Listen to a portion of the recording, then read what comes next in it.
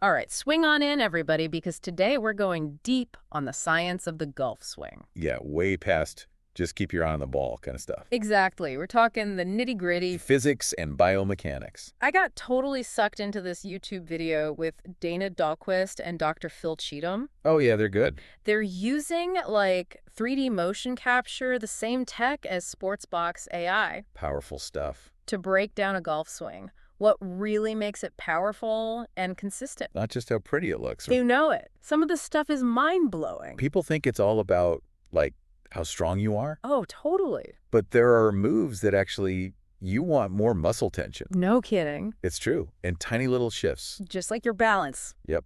Center gravity, it can make or break your shot. We're going to find out how the pros do it. Bryson DeChambeau, Victor Hovland, Big names. different techniques. Both work great. Okay, but before we get all fancy pants, Right. Got to start with the fundamentals. lay the groundwork. Kinematics versus kinetics. Uh-oh, here come the big words. Think of it like this. Kinematics. That's your swing's highlight reel. Okay, I can picture that. Just the motion, positions. What you see. Exactly. But kinetics, now that's the story behind the story. Juicy gossip. Sort of. It's Yeah. the forces, the torques, the things making it all happen. So I could have a perfect backswing, Textbook. but if my kinetics are messed up, It'll be all show, no go. I've been there. We move into 3D world, yeah. Sadly, yes. And our bodies, they're complex. This Mhm. impacts the swing, huge EE. Give me an example. Just your pelvis and chest, for example. Not just one big block. Nope, they move separately. Wow. Creates this whole interplay of forces. Okay, so how do we make those forces? Give me the secrets. Torque is where it's at. Like twisting power. Exactly. Rotational force, that's your swing's engine. Vroom, vroom. It starts with how much you rotate your pelvis and chest, Basic turn. but crucial, average guy gets about 48 degrees of pelvic rotation at the top. That's it. Yeah. With the backswing, yeah. But even a few more degrees. Can make a difference. Huge. 5 to 7 more, boom. More tension. Like in your muscles. Like spring you're coiling up, ready to release. Okay, that makes sense. Tension unleashes into the downswing. Ah, so that's where the X factor comes in. You got it. Difference between your pelvis and chest rotation. So more difference, more power. In theory, yeah. Nope. But There's a bite. you got to find the right tension for your body. Not just crank it to the max. Nope. Too much, you get inconsistent, even injured. Ouch.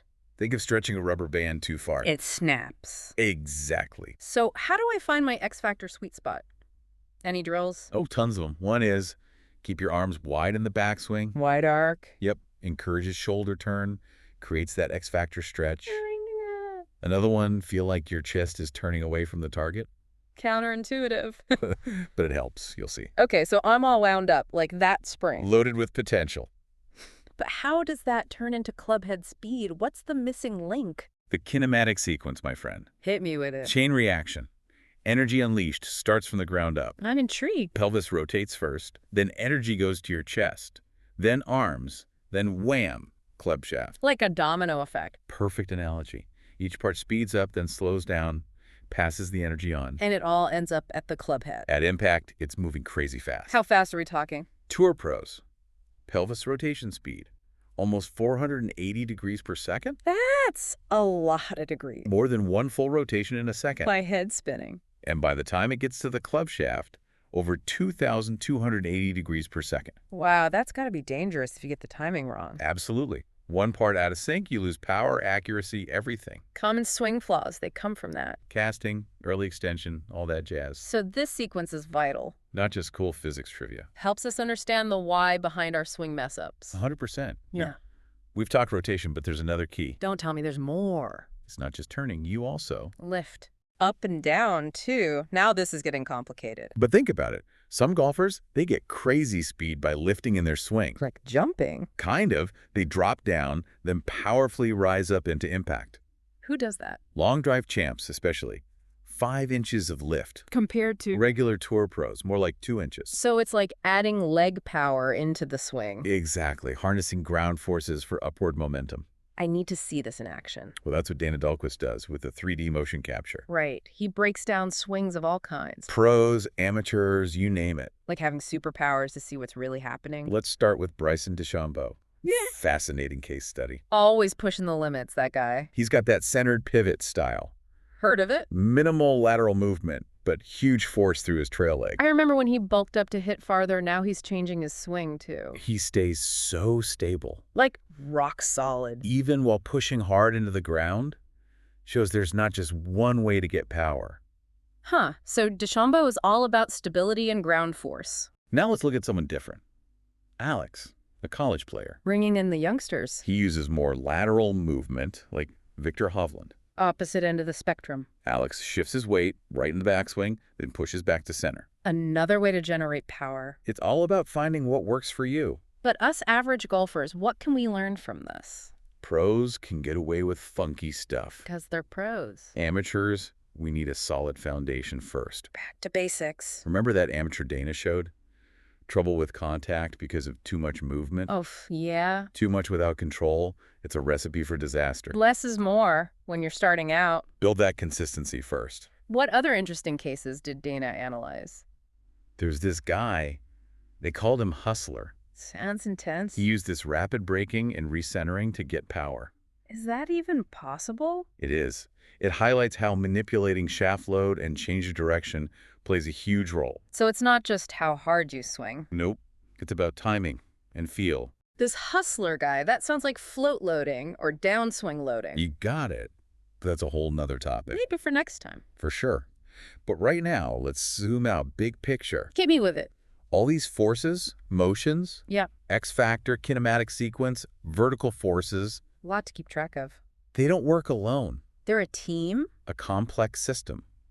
That's what makes the swing so tough, but also so fascinating. So if I try to fix one thing in isolation, Could make things worse. You got to look at the whole picture. harmony and the chaos. You said it. That's why understanding kinematics A&D kinetics is crucial. Makes sense.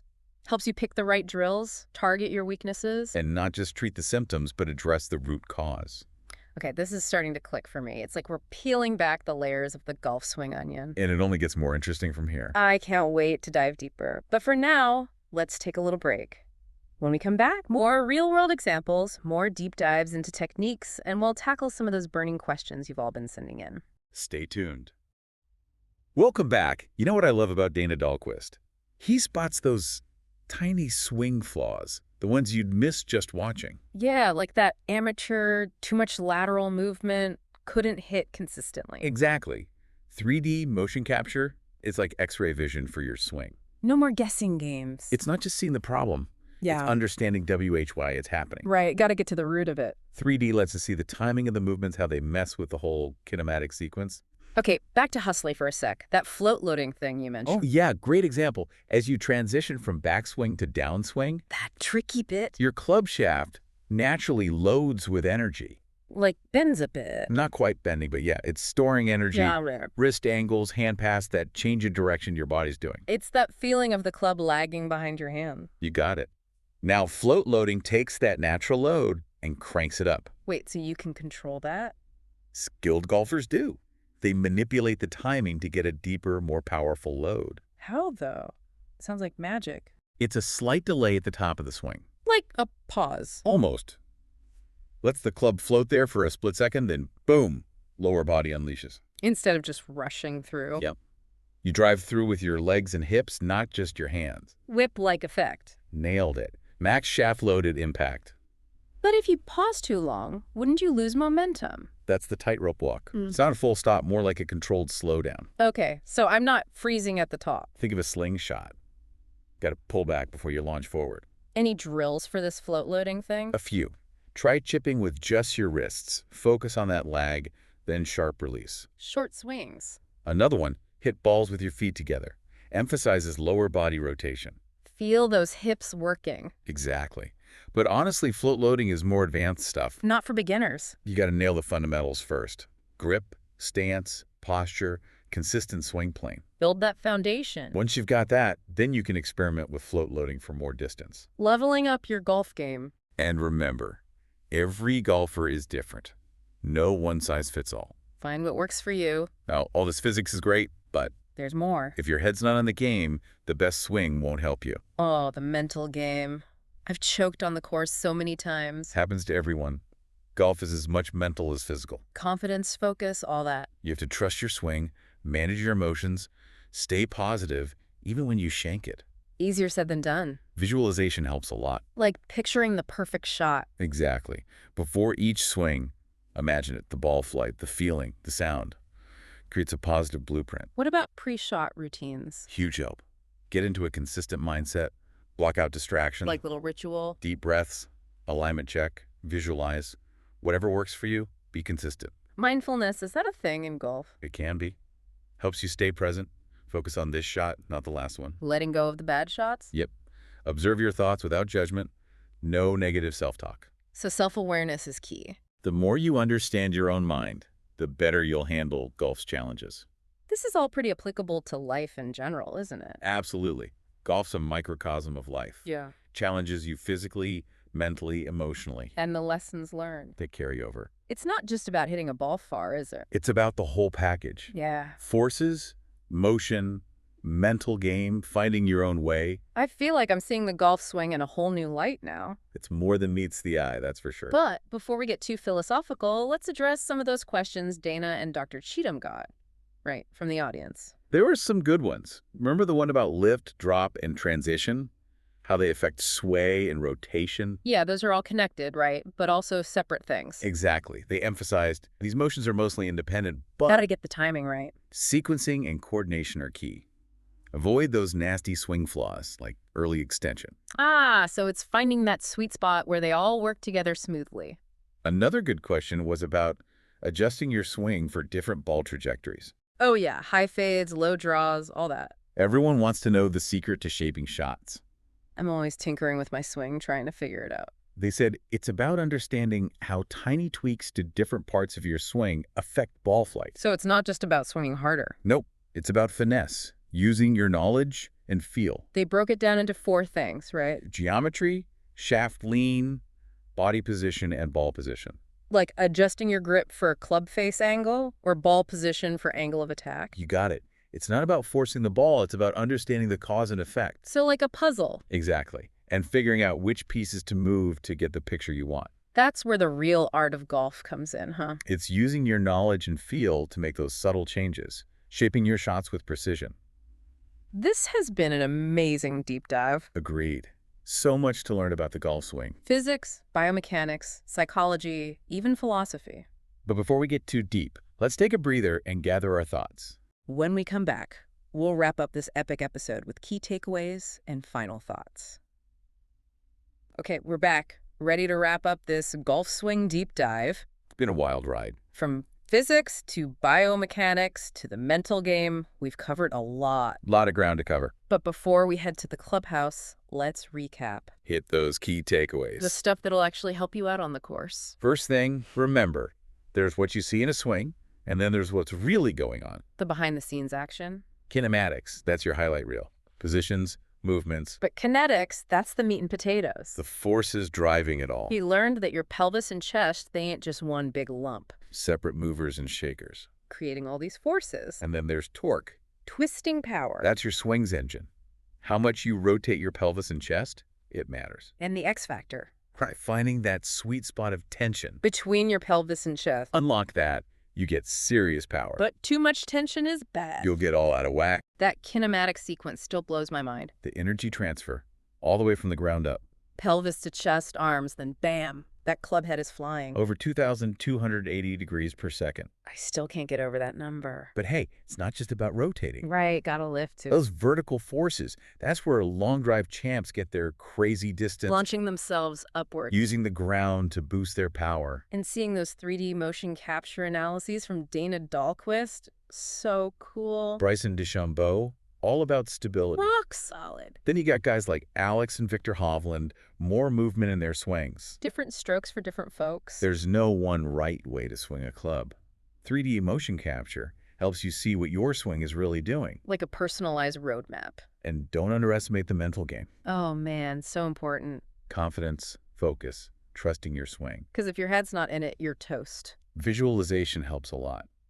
Picture that perfect shot before you even swing. Pre-shot routines too, right? Get in the zone, block out distractions. Deep breaths, alignment check, whatever your ritual is. In mindfulness, that can be huge. Staying present in the moment. Yep, let go of those bad shots. Focus on the one you're about to hit.